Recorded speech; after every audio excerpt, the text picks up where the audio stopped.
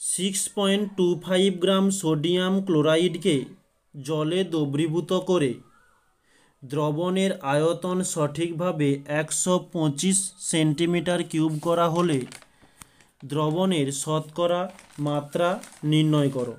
ঠিক এখানে আগে আমরা একটি সূত্রটা লিখে দিয়েছি,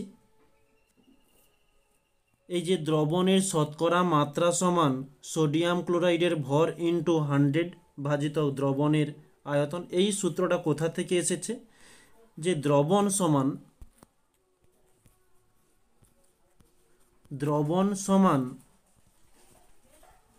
দ্রাব বাই দ্রাবক, আচ্ছা দ্রবণের আয়তন ইন্টু 100। তো দ্রবণ কোনটা হবে, যেটা বেশি পরিমাণে রয়েছে, আর দ্রাব কোনটা হবে, যেটা কম পরিমাণে রয়েছে।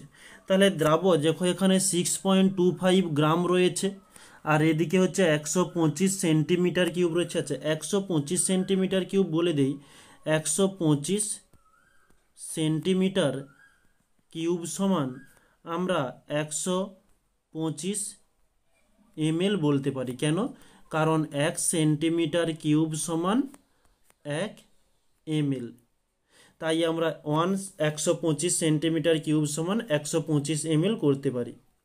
তাহলে ঠিক এই যে সূত্রটা রয়েছে, দ্রবণের শতকরা মাত্রা সমান সোডিয়াম ক্লোরাইডের ভর, তাহলে সোডিয়াম ক্লোরাইডের ভর বা দ্রাব তাহলে কোনটা, দ্রাব হচ্ছে যেটা কম, তাহলে কম কোনটা, 6.25, আর ওটাই বলা হয়েছে 6.25 সোডিয়াম ক্লোরাইড, ওই সোডিয়াম ক্লোরাইডের ভর হচ্ছে কত, তাহলে 6.25, তাহলে 6.25 গ্রাম ইন্টু 100 বাই দ্রবণের আয়তন কত, 125 সেন্টিমিটার কিউব, আর ওকে আমরা 125 mlও লিখতে পারি, তাহলে 125 ml।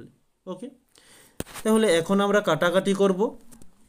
কাটাকাটি করার জন্য প্রথমত কাজ হচ্ছে এককগুলোকে কাটা। একক তো এখানে কাটবে না, তাহলে আমরা দেখো এই পয়েন্টটা যে রয়েছে, যেটা পয়েন্টকে তুলে দিলে আমরা নিচে 100 পেয়ে যাব। কিভাবে, যে দুটো সংখ্যা রয়েছে তাই একের পিঠে দুটো সংখ্যা, এদিকের কেটে গেল।